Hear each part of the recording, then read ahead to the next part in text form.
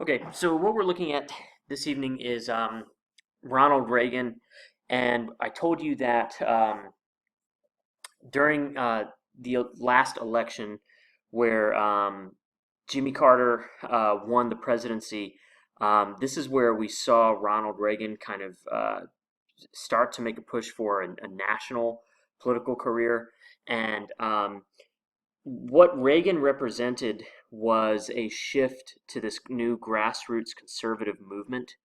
And remember we've talked about how with Kennedy and Johnson, Nixon, and not so much with Ford, simply because there's just not a whole lot that goes on during that presidency. And with Carter, we see this kind of liberal democratic ideology, and kind of below the surface there is this growing conservative movement.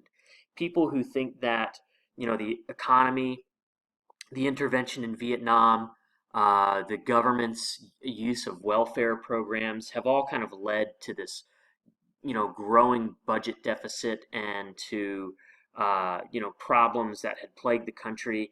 And so you see this movement rising where Americans start to push for less government involvement and essentially, get the government out of people's business and to kind of take away some of these massive welfare programs and minimize some of them.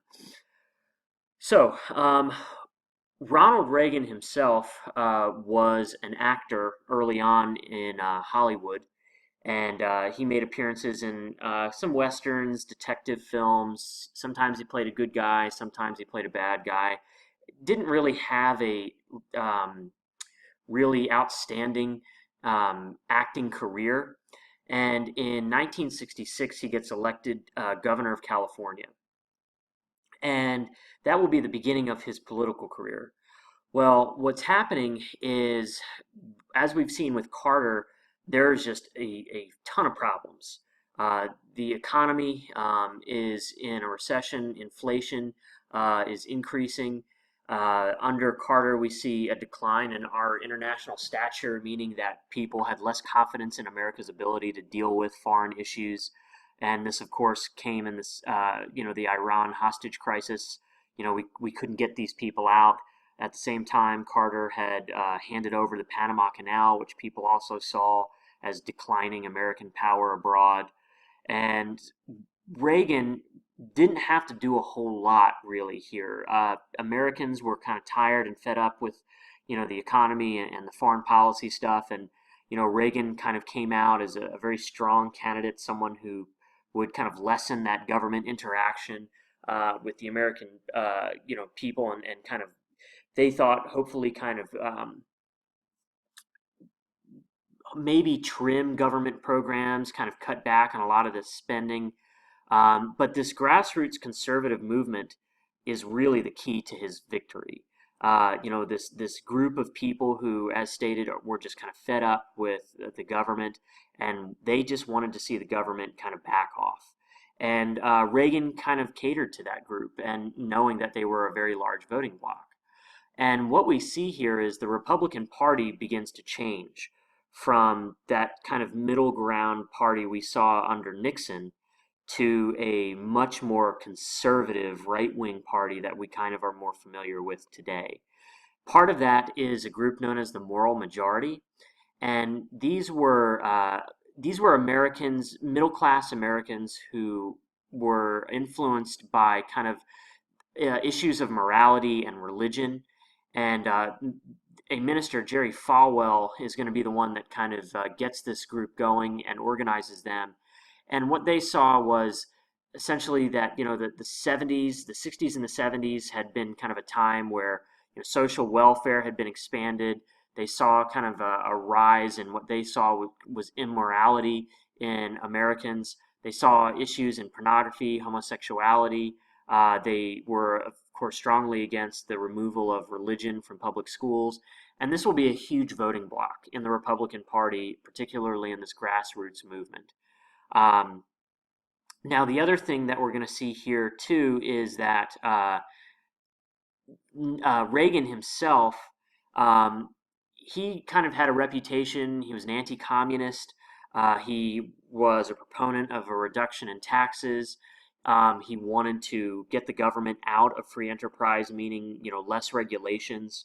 And remember, with the last Republican we saw, Nixon, we had seen a lot of regulations, environmentally speaking, on businesses, and Reagan had promised to kind of reduce those because he felt that they were inhibiting or keeping companies, industries, factories from being productive because they had to kowtow to kind of all these environmental regulations.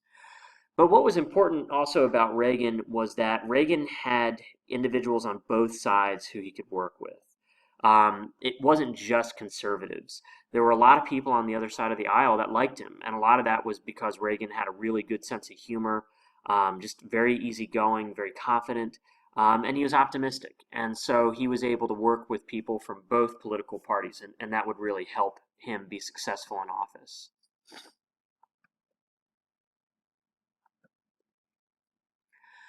So one of the first things that Reagan does when he gets elected was to do a tax cut, and the point of this was reducing taxes, give Americans more money in their pocket. Hopefully, they'll spend it. Um, and what we could do is here is try to get this economy moving again. Now, of course, the problem is here. There's a massive deficit, and so cutting taxes with a huge deficit is not really a recipe for economic recovery. But what Reagan thought would happen was what we call generally trickle down economics, but it's called supply side economics. And the idea was if you cut taxes for people, you give them more money to spend, and then the wealthier people who own companies and industries, they have more money to spend, so they open up more factories. They hire more workers, so that means more people have jobs, more people have paychecks. This idea of the wealth kind of trickling down is what Reagan was going for. And in the summer of 1981, Congress passes the Economic Recovery Tax Act, which was the largest tax reduction that we had ever seen in U.S. history. And a lot of these cuts went towards the wealthy. And once again, this was because Reagan had this plan that these people were the ones that were going to, have businesses and employ people. The other thing that Reagan will do is he will deregulate businesses and he'll ease environmental restrictions in order to try and grow business as well. He'll deregulate the banking industry, which actually creates a crisis um, with giving out loans to individuals who essentially shouldn't have gotten them. So what we're seeing is that in the 1980s, personal income does increase. Americans had more money to spend than they had really ever had before.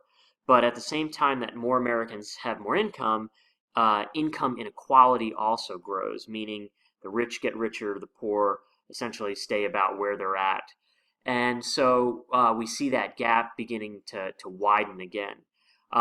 But by 1983, the economy is looking healthier. And so this is good for Reagan and his prospects for getting reelected in 1984. And what we're going to see here is that Reagan gets reelected in a landslide 59% vote. Now, Reagan will also make cuts for social welfare programs, which end up cutting some people out. And the point was to try and trim that deficit a little bit. But of course, this meant that certain people who were relying on the federal government for certain things like welfare no longer got them. In this period, you also get what's known as yuppies. These are young urban professionals, and yuppies came to kind of epitomize the wealth of the 1980s. If you've seen The Wolf of Wall Street or American Psycho or the movie Wall Street with Martin Sheen and Charlie Sheen, all of these films are all about kind of this yuppie culture. These people who essentially are portrayed as being incredibly greedy and really all they care about is money. And as stated, though, this comes to represent 80s culture. Uh, Also, one of the things that happens under Reagan is one of the first women appointed to the Supreme Court, Sandra Day O'Connor, who was fairly conservative and believed in a very strict interpretation of the Constitution. And so Reagan kind of makes history by appointing her. And what we'll also see, and this will come into play a little bit later, is that defense spending actually eclipses that of the Vietnam War. And there's a little bit of method to that madness. And as I said, we'll talk about that a little bit later. But you do need to understand that under Reagan, we do see the deficit really explode and get much larger. There's Sandra Day O'Connor and my favorite yuppie, Patrick Bateman.